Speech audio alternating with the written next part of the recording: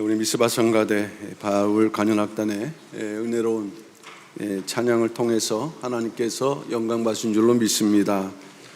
오늘 사회하시 목사님께서 읽어주신 마태복음 16장 24절 말씀을 통해서 자기 십자가를 지고 주님을 쫓아가는 사순절, 자기 십자가를 지고 주님을 쫓아가는 사순절이라는 제목으로 말씀의 은혜를 나누고자 합니다. 사순절은 초대교회 성도들이 부활절을 준비하기 위해서 정해놓은 교회 절기입니다. 그만큼 초대교회 성도들은 주님의 십자가와 또 부활을 중시했고 그 십자가와 부활을 중심으로 살 것을 노력했습니다. 그러다가 주 325년 니케아 회의를 통해서 부활주일의 날짜가 정해졌습니다. 춘분 후, 매년 춘분 후 만월, 보름이죠. 보름 다음 첫 번째 주일을 이제 사순절로 지킨다는 그 교회 결정 이후에 그 부활주일을 중심으로 주일을 뺀 40일, 그 이전 주일을 뺀 40일을 또한 사순절로 지키게 되었다는 것입니다. 그러니까 총 사순절이 시작된 이후 부활주일 전까지는 46일인데 그럼 왜 주일을 뺐는가? 이것은 주일 성수를 더욱 강조하는 의미가 있다고 하겠습니다. 사순절의 의미를 가장 잘 요약한 표현이 있다면 그것은 회개와 갱신입니다. 원로 목사님께서는 2008년도 사순절 말씀을 주시면서 회개와 갱신의 의미를 말씀해 주셨는데 사순절은 무엇보다도 우리가 회개하는 기간이고 또 부활절을 참석하기 위한 준비를 통해서 몸과 마음이 새롭게 되는 그러한 기간이라고 하겠습니다. 2025년도 사순절은 지난 3월 5일부터 시작됐습니다. 대체로 많은 성도님들이 이 사순절을 부담스럽게 여길 수 있겠지만은 그러나 오히려 신앙적인 면에서 영적으로 보면 새로워지고 충전할 수 있는 긍정적인 그러한 의미가 있다는 것을 지키게 된다면 대단히 큰 의미가 임한 그러한 사순절이 될 것입니다. 사순절을 지키는 덕목은 또한 경건과 절제라고 할 수 있겠습니다. 그러다 보니까 우리가 하지 말아야 될 것을 많이 생각을 하게 되는데 그 중에 이 고기를 먹지 말아야 된다는 면에서 식생활에 불편을 느낄 수 있습니다. 그러나 사순절 동안에 고기를 먹지 않는다는 것의 본질은 주님께서 자기 몸을 우리를 위해서 십자가를 통해서 모두 드렸는데 사순절만큼이라도 그것을 생각하면서 우리가 육식을 하지 않는 절제하는 그런 의미가 있는 것입니다. 그렇게 고기를 먹었다는 행위 자체가 범죄라는 면에서보다는 주님을 쫓아가는 사순절을 지키는 면에서 이 사순절에 여러 가지 자유로운 생활들은 덕이 안 되는 행위가 되는 것입니다. 우리는 사순절을 철두철미하게 지키되 그러나 무엇보다도 주님의 십자가를 생각하면서 율법적으로 사순절을 지키는 그러한 성도가 되어서는 안 되겠다. 진정한 사순절의 의미를 생각하면서 특별히 주님의 십자가와 고난을 생각하면서 사순절을 맞이하고 부활을 지켜 맞이할 수 있는 그런 모든 평강의 성도들이 다 되어야 될 줄로 믿습니다. 그렇다면 보다 적극적인 면에서 사순절을 지킨다면 우리는 어떻게 지켜야 될 것인가? 오늘 본문에서 우리는 그 답을 얻을 수 있습니다. 오늘 본문 주님께서 명령하신 이 말씀을 통해서 자기의 십자가를 지고 가는 사순절이 되어야 한다는 말씀입니다. 마태복음 16장 24절 말씀을 다시 한번 읽어보면 이에 예수께서 제자들에게 이르시되 아무든지 나를 따라오려거든 자기를 부인하고 자기 십자가를 지고 나를 좇을 것이니라 말씀을 하고 있습니다. 십자가를 지고 주님을 좇는 것은 구원받은 성도들의 필수 조건입니다. 근데 이 말씀의 원리에서 보게 되면 우리가 예를 들어서 어찌어찌해서 천국 문 앞에 도달했다 할지라도 각자 짊어지고 있어야 될 십자가가 없음으로 인해서 결코 천국문을 통과할 수 없다는 원리와도 같습니다. 그렇다면 우리는 2025년도 사순절을 맞이하면서 주님을 바라보고 주님을 쫓아가되 어떠한 십자가를 지고 나가야 될 것인가? 우리는 세 가지 십자가를 살펴볼 수 있습니다. 첫째는 회개의 십자가입니다. 회개의 십자가. 누가복음 13장 3절 말씀 보면 너에게 이르노니 너희도 만일 회개치 아니하면 다 이와 같이 망하리라. 이 말씀은 빌라도가 어떤 갈릴 사람들을 죽여서 그 피를 제물에 섞은 일에 대해서 일부 사람들이 예수님께 고했을 때 회개치 않으면 망한다. 그 사람들의만의 문제가 아니다. 본질은 회개이다. 근데 여기서 망한다는 것은 단지 패가 망신하는 정도의 것이 아니라 천국에 들어가지 못함으로 당하는 영원한 심판, 영원한 벌을 당한다는 데 있습니다. 마태복음 25장 46절 말씀 볼 때 저희는 영벌에 의인들은 영생에 들어가리라 하시니라. 벌을 당하되 일시적인 것이 아니라 영원한 그러한 시간까지 그 벌을 당하는, 그 벌을 당하기 위해서 부활시켜 주셔서 그 벌을 당할 수 있도록 그런 몸으로 바꿔주시는 하나님의 역사. 그렇다면 우리는 이미 예수 그리스도를 믿어서 회개케 되었는데, 그래서 제사함을 받았는데 다시 무슨 회개를 해야 된다 말씀인가 하는 의문점이 들 수 있습니다. 이에 대해서 요한복음 13장 10절 말씀, 예수께서 가라사대 이미 목욕한 자는 발 밖에 씻을 필요가 없느니라. 온몸이 깨끗하니라. 너희가 깨끗하나 다는 아니니라. 예수님께서 분명히 말씀하셨어요. 예수 그리스도의 십자가 구속은총을 입은 자들은 이제 죄사함으로 말미암아 깨끗게 되었지만은, 그러나 성도 이후에 살아가면서 짓는 죄에 대해서는 분명히 회개해야 할 것을 말씀하고 있습니다. 오히려 요한계시록에서는 이러한 회개는 새 예루살렘에 들어가는 권세라는 것을 분명하게 증거하고 있습니다. 요한계시록 22장 14절 말씀이죠. 그 두루마기를 빠는 자들은 복이 있으니 이는 저희가 생명나무에 나가며 문들을 통하여 성에 들어갈 권세를 얻으려 함이로다. 두루마기, 하나님께서 우리에게 입혀주신 구원의 옷. 그러나 천국문에 다다를 때까지 그 두루마기를 늘 세탁하면서 나가는 자가 복이 있는데 그 자체가 바로 권세라는 말씀이에요.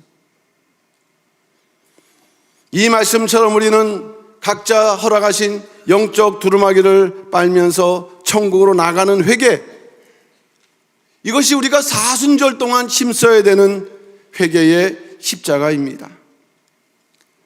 그렇다면 우리는 이 사순절 동안 어떠한 죄에 대해서 우리는 회개에 힘써야 하는가 다시 생각해 볼 수 있습니다. 그것은 주님께서 십자가를 통해 구원케 하시는 은혜를 소홀히 한 죄, 허락하신 거룩함을 지키지 못한 죄에 대한 회개라 할 수 있겠습니다. 요한계시록 16장 15절, 보라 내가 도적같이 오리니 누구든지 깨어 자기 옷을 지켜 벌거벗고 다니지 아니하며 자기의 부끄러움을 보이지 아니하는 자가 복이 있도다. 이 말씀은 마지막 아마겟돈, 종말 직전에 있을 이 아마겟돈 전쟁 당시에 마지막으로 하나님께서 성도에게 경고하시고 권면하신 예언적 말씀입니다. 마지막 때 성도는 반드시 예수 그리스도 십자가를 통해서 입혀주신 거룩한 옷을 지켜야 한다는 마지막 경고의 말씀이 되는 것입니다. 그런데 깨어있지 못함으로, 은혜를 지키지 못함으로, 결국 신앙의 부끄러움을 보임으로 하나님의 구원을 만홀히 여기는 그 죄에 대한 경고하신 말씀이죠. 우리는 그동안 살아가면서 십자가 구속으로 입혀주신 거룩을 온전히 지켜야 되는데 바쁜 생활 가운데 그 거룩을 온전히 지키지 못했다고 한다면 우리 몸은 깨끗하나 우리 발에 들여오진 모든 죄를 회개하되 이 사순절을 맞이하면서 우리는 각자 회개의 십자가를 지고 나가야 하는 것입니다. 그렇다면 우리가 특별히 지켜야 되는 이 거룩, 산제사를 통해서 나가는 그 최종적인 신앙의 단계가 거룩이라고 할 때 이미 우리에게 지키셨고 주셨고 우리가 지켜야 하는데 다시 나가야 되는 이 거룩, 이 거룩은 과연 무엇인가? 성경적으로 거룩은 구별하는 것, 분리하는 것이라고 정의할 수 있습니다. 레위기서 11장 44절에서 말씀하고 있죠. 나는 여호와 너희 하나님이라 내가 거룩하니 너희도 몸을 구별하여 거룩하게 하고 구별될 때 거룩할 수 있다. 그래서 사실은 성경적인 의미에서 거룩은 구별입니다. 분리입니다. 그러므로 우리 생활 속에서 거룩에 대해서 회개할 것이 있다고 한다면 우리의 마음과 생각에서 육의 생각을 분리하지 못한, 구별하지 못한 그러한 죄, 우리 언어 생활에서 하나님의 영광을 가리는 그런 구별하지 못한 죄, 우리의 행동에서 바벨론 세상과 구별된 생활하지 못하고 살아간 모든 것이 죄임을 깨닫고 근본 사순절을 통해서 철저하게 우리는 회개해야 할 것입니다. 만일 우리가 회개하지 않는다면 이러한 육적이고 세상적인 것들은 다시 우리의 거룩을 더럽힐 것입니다. 더럽히는 정도가 아니라 너무 우리 옷이 더러워지게 되면은 하나님께서 예수 그리스도를 통해서 입혀주신 이 구원의 옷마저 잃어버리게 되는 결과를 맞이하게 된다는 것입니다. 그러기에 반드시 회개의 십자가를 지고 가는 성도가 되어야 된다. 요한계시록 3장 17절 내가 말하기를 나는 부자라 부요하여 부족한 것이 없다 하나 내 공고한 것과 가난한 것과 눈먼 것과 벌거벗은 것을 알지 못하는도다. 우리 평강제일교회는 이러한 성도가 하나도 없을 줄로 믿습니다. 그러나 이 말씀은 초대교회 7교회 가운데에서 마지막 종말교회의 상징인 라오디게아 교회의 성도들을 책망하신 말씀이에요. 벌거벗었는데 벌거벗지 모르는 이들에 대해서 주님은 뭐라고 말씀하셨습니까? 요한계시록 3장 19절 물은 내가 사랑하는 자를 책망하여 징계하노니 그러므로 내가 열심을 내라 회개하라. 바로 라오디게아 같은 그러한 교회와 성도들에게 회개의 십자가를 지라는 그러한 경고의 말씀입니다. 사순절은 우리에게 주시는 시련과 고난이 아니에요. 오히려 우리에게 거룩을 회복하는 은혜의 기간이다. 사순절을 맞이해서 각자 회개의 십자가를 질 것을 결심하고 짊어지고 나가는 성도들만이 온전한 거룩을 회복할 수 있다는 믿음을 가지고 근본 사순절을 통해서 우리의 신앙의 그러한 발바닥에 묻혀져 있는 모든 죄악들을 회개에 통해서 깨끗하게 정결케 더 나아가 거룩해 나갈 수 있는 그 일에 힘쓰는 우리 모든 평강의 성도들 다 되시기를 주님의 이름으로 축원합니다. 두 번째는 희생의 십자가입니다. 희생의 십자가. 고린도전서 5장 7절 말씀을 보게 되면은 너희는 누룩 없는 자인데 새 덩어리가 되기 위하여 묵은 누룩을 내어버리라. 우리의 유월절 양 곧 그리스도께서 희생이 되셨느니라. 이렇게 말씀을 하고 있습니다. 성경적으로 희생이란 말은 하나님께 바치는 제물이란 말의 다른 말이죠. 그래서 희생이란 말은 때때로 제물 또는 생축으로 번역되기도 합니다. 그런데 제물 또는 생축이라고 번역된 생축이란 말을 희생이라고 번역하는 것은 분명 하나님께 드리는 면에서는 제물이고 생축이지만 희생이라고 할 때는 단순히 바쳐지는 것만이 아니라 누군가의 죄를 대신 속죄하기 위한 희생의 대가를 치르는 의미가 담겨있는 제물이 될 때 희생이라고 표현하고 있는 거예요. 구약시대에 하나님께 드려지는 제물은 야생동물은 되지 않습니다. 또한 죽은 사체도 해당되지 않아요. 오직 살아있는 생축만이 하나님께 제물의 조건이 되었습니다. 이 생축은 가정에서 사육하는 가축을 의미합니다. 집에서 사육하는 가축이었기 때문에 이 가축들은 때때로 가정의 재산이지만 어느 때에는 주인의 죄를 대신해서 속죄를 해야 하는 희생이 되기도 했다는 말씀이에요.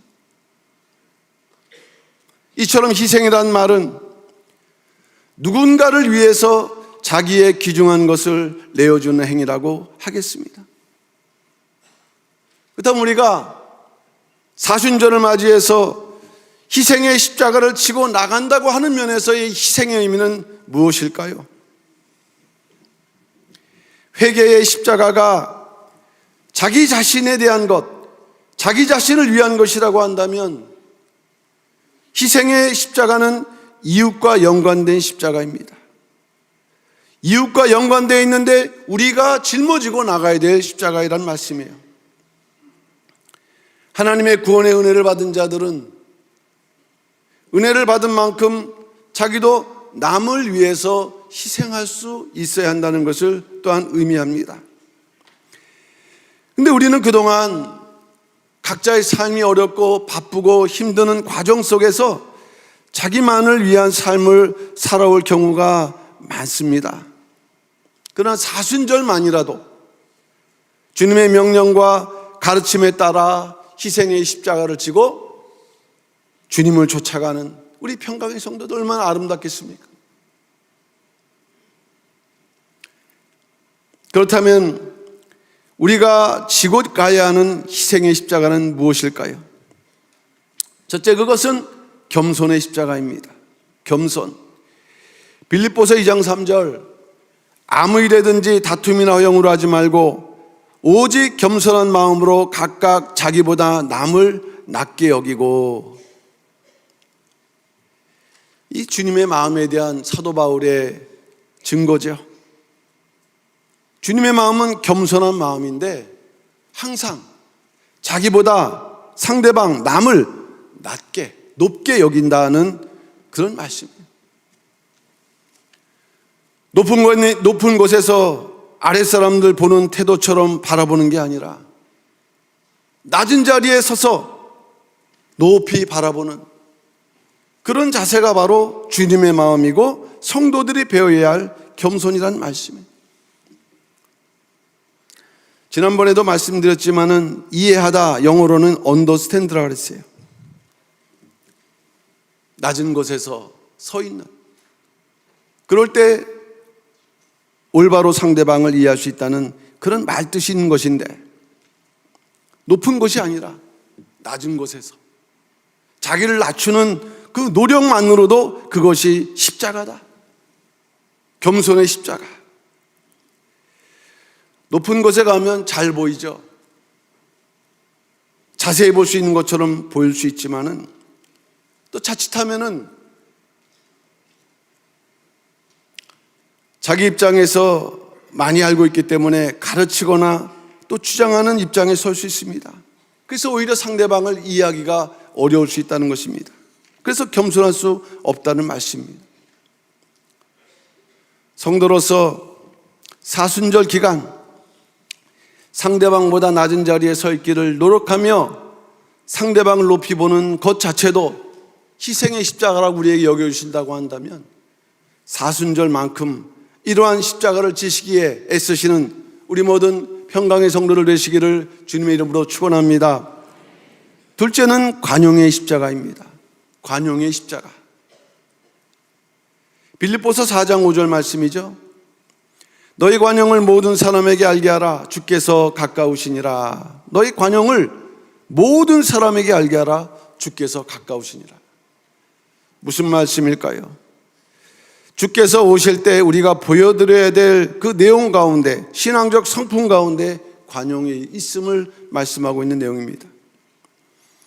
일반적인 의미로 본다면 관용이란 말은 남을 너그럽게 대하거나 취급하는 그러한 태도를 의미하지만, 성경적인 의미에서 관용은 먼저 자신이 하나님의 무한한 사랑과 은혜를 입었음을 깨닫고, 그러한 배경 속에서 상대방의 죄가가 있다 할지라도 준엄하게 꾸짖지 않고 기다려주는 그런 태도, 이게 바로 신앙적 의미에서 관용입니다.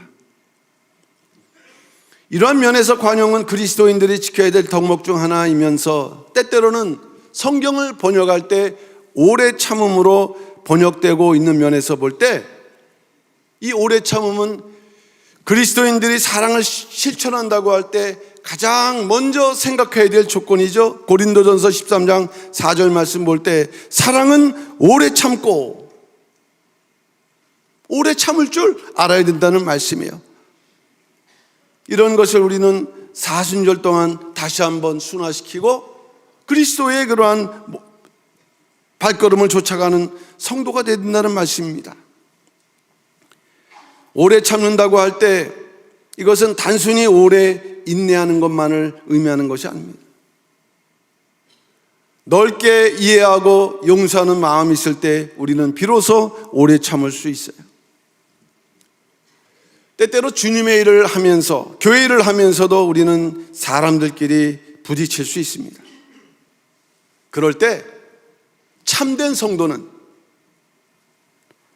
상대방에 대한 겸손한 자세를 가져야 한다는 것, 또한 다른 편에서는 관용하는 마음을 가져야 한다는 것이 성경의 가르침입니다. 만일 하나님께서 명령하신 신앙의 그 한계를 넘는 자들이 있다고 한다면 그들에 대해서는 그들이 회개하고 돌아올 때까지 기다리면 우리가 되는 것이에요. 그러나 주님의 일을 하면서 같은 공간에 있는 자들끼리는 이와 같이 겸손하고 관용하는 일이 오히려 하나님의 교회를 지키고 하나님의 뜻을 세우는 일하는 면에서 이 희생의 십자가를 진다는 것, 이것은 대단히 중요한 것이, 단순히 이웃만을 위한 것이 아니라 오늘날 하나님의 교회, 하나님 나라를 세우는 대단히 중요한 요인이라는 것을 깨닫는 가운데 희생의 십자가, 겸손한 자세, 관용의 자세로 희생의 십자가를 사순절 동안 짊어지기에 힘써 있으시는 우리 모든 평강의 성도들 다 되시기를 다시 한번 주님의 이름으로 축원합니다. 마지막 세 번째는 헌신의 십자가입니다. 헌신의 십자가. 시편 110편 3절 말씀을 보게 되면 이렇게 기록되어 있습니다. 주의 권능의 날에 주의 백성이 거룩한 옷을 입고 즐거이 헌신하니 새벽 이슬 같은 주의 청년들이 주께 나오는도다, 이렇게 말씀을 했어요.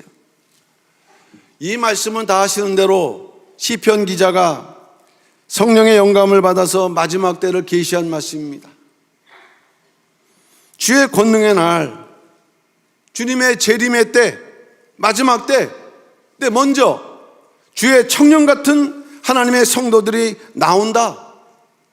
근데 그들의 조건, 그들의 특징은 무엇이냐? 그들은 거룩한 옷을 입고 있을 뿐만 아니라 즐거이 헌신하는 자들이다 라고 말씀을 하고 있어요. 즐거이 헌신한다. 이 마지막 때 주님 앞에 나오는 일군의 성도님들, 헌신도 즐거워하는 것을 볼 때 이들은 십자가 지는 단계를 넘어섰거나 아니면 십자가도 즐거움으로 이렇게 감당할 수 있는 대단히 성숙한 신앙의 단계에 있는 자들임을 증거하는 말씀이에요. 십자가는 그 자체만으로 고난과 시련을 의미합니다. 우리는 고난과 시련을 오히려 하나님께서 주시는 축복의 도구로 믿는 믿음을 가질 때, 십자가가 짊어지는 것을 기뻐할 수 있는, 즐거워할 수 있는 그러한 성도가 된다면 하나님께서 이 새벽 이슬 같은 마지막 때에 나오는 성도로서 우리를 세워주는 그러한 축복이 있다는 것을 믿으시길 바랍니다. 그렇다면 헌신의 십자가라고 할 때 이 헌신의 의미는 무엇입니까? 헌신으로 번역된 단어는 4군데예요, 성경에서. 원어상으로는 더 많겠죠. 근데 이 헌신으로 표현된 그 구절을 보게 되면은 3군데는 모두 즐거이 헌신, 즐거이 헌신, 즐거이 헌신이라고 번역되어 있어요.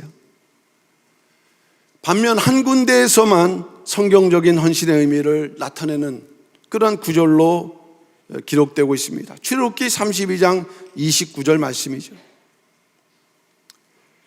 모세가 이르되 각 사람이 그 아들과 그 형제를 쳤으니 오늘날 여호와께 헌신하게 되었느니라. 그가 오늘날 너희에게 복을 내리시리라. 하나님께서 모세에게 명령하셨죠. 시내산 이제 십계명 도 둘판을 받기 위해서 올라갔는데 모세가 더디움을 견디지 못했던 이스라엘 백성들은 아론을 통해서 금송아지를 만들고 그 금송아지에게 대한 우상숭배를 하였습니다. 이때 하산하였던 모세는 이스라엘 백성들을 향해서 여호와의 편에 서 있는 자들은 다 나오라. 레위 사람이 나왔고 이들은 명령에 따라 동족 3,000명을 죽였어요. 그런데 이러한 행위에 대해서 모세는 이들이 여호와께 헌신하게 되었다라고 하므로 이처럼 성경적 의미의 헌신을 말씀하는데 그것은 무엇입니까? 하나님의 편에 서는 것. 하나님의 편에 서는 것. 우리는 다 하나님의 편에 선 자들인 줄로 믿습니다. 그렇지만 하나님의 편에 선다는 것이 단지 자리적이고 위치적인 문제인가? 하나님의 편에 선다는 것은 첫째로 하나님의 입장에 서 있다는 거예요. 하나님의 마음을 이해하고 하나님의 입장에서 사물을 보며 하나님을 대신해서 행동하는 것이 하나님의 편이에요. 하나님 앞서서 주시옵소서가 아니라 이제 한 단계 넘어서서 하나님 입장에서 모든 것을 판단하고 행동할 수 있는 그 행동을 성경은 헌신이라고 말씀하고 있습니다. 그렇기 때문에 회개의 십자가가 자신을 위한 것이고 희생의 십자가가 이웃과의 관계에 대한 것이라면 헌신의 십자가는 하나님의 뜻을 위해 하나님의 또한 말씀을 위해 우리가 짊어져야 하는 십자가가 되겠습니다. 우리가 하나님을 위해서 헌신한다. 자기 스스로 얘기할 수 있지만 하나님을 위한 헌신은 마음과 성품을 다해야 하는 전인격적인 헌신이라고 말씀했어요. 그러기에 하나님을 위한 헌신을 하기 위해서는 먼저 하나님의 뜻을 알아야 합니다. 오늘날 우리에게 주신 하나님의 뜻을 알아야 되는 것, 또한 하나님의 그 뜻에 담겨져 있는 하나님의 마음을 헤아려야 되는 것. 이게 보는 것도 이제 믿음의 눈으로 보는 그러한 그 시각이 달라져야 되고, 더 나아가 남은 생활 오직 하나님의 뜻이 성취되기를 위해서 자신을 희생하면서까지 순종하는 삶, 그러기에 이 헌신의 십자가는 다른 십자가보다 더 어려울 수 있습니다.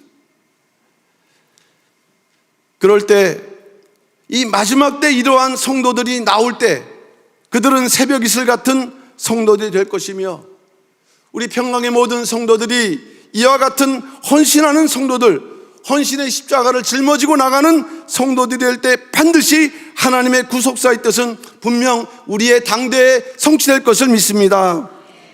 이러한 거대한 믿음의 마음으로 이제 2025년도 사순절은 이제 내일 또 5일째를 맞습니다.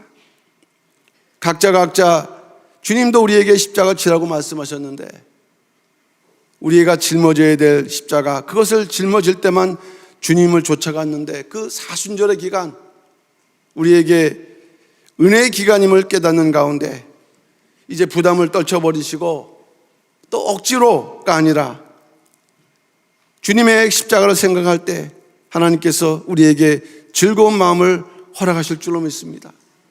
2025년도 다른 교인들, 다른 성도들, 다른 교회 성도님들은 어쩔지 잘 모르겠어요.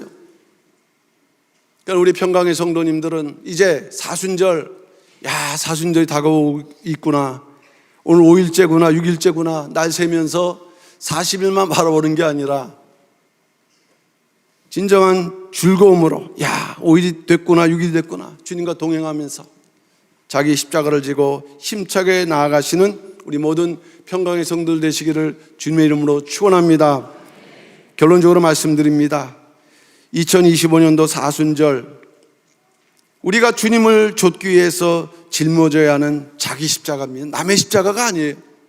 자기 십자가. 첫째, 나 자신을 위해 져야 하는 회개의 십자가라 했습니다. 둘째, 이웃을 위해 져야 하는 희생의 십자가라 했어요. 셋째, 하나님의 뜻을 위해 짊어져야 되는 헌신의 십자가라 했습니다. 십자가에 달리신 주님을 생각함으로 우리가 아무리 힘들어도 그 십자가상의 주님, 십자가를 짊어지기까지의 주님의 그 마음을 우리는 헤아릴 수 없어요. 홀로 가심으로 우리에게 구원의 길을 여셨는데, 그 은택을 입었는데 40일 동안 우리가 이 주님을 생각함으로 즐거운 마음으로 십자가를 지고 오히려 빨리 가서 앞에 있는 주님의 십자가까지도 짊어지고 쫓아갈 수 있는, 진정으로 성숙한 하나님의 기쁨을 드릴 수 있는 모든 평강의 성도들 다 되시기를 주님의 이름으로 축원합니다. 기도하겠습니다. 사랑의 아버지 하나님, 감사를 드립니다. 오늘 2025년도 또한 사순절을 우리가 준비하고 맞이하면서 또한 주님께서 명령하신 이 사순절에 짊어져야 될 세 가지 십자가에 대해서 말씀의 은혜를 나누었습니다. 우리가 거룩의 은혜를 입었지만 소홀히 여김으로 거룩하지 못한 모든 죄를 회개하고 나가는 회개의 십자가를 짊어지고 나가는 우리 모두가 될 수 있도록 역사하여 주시옵소서. 이제 나만이 아니라, 나의 만족만이 아니라 이웃과 또한 동역자들을 생각하면서 함께 짊어지고 나가야 될 희생의 십자가를 기쁜 마음으로 짊어지고 나갈 수 있는 우리 모든 평강의 성도들 될 수 있도록 역사하여 주시옵소서. 이제 주님의 뜻을 깊이 헤아리고 이 땅에서 그 마음을 또한 이렇게 실현해 나갈 수 있는, 그래서 구속 성취를 이뤄나갈 수 있는 마지막 때 새벽 이슬 같은 평강의 성도들 다 될 수 있도록 역사하여 주시옵소서. 2025년도 사순절은 오히려 우리에게 은혜를 주시는 기간이고 우리에게 약속하신 복이 크다는 믿음을 가지고 그냥 걸어가는 것이 아니라 우리의 그 어깨에 주님의 십자가, 또 우리의 십자가를 짊어지고 담담히 묵묵히 한 사람도 낙오됨 없이 반드시 부활의 영광, 더 나아가 변화의 축복에 동참할 수 있는 우리 모든 승리하는 평강의 성도들 다 될 수 있도록 역사하여 주시옵소서. 믿사오며 예수님 이름 받들어 감사 기도 올려옵나이다. 아멘.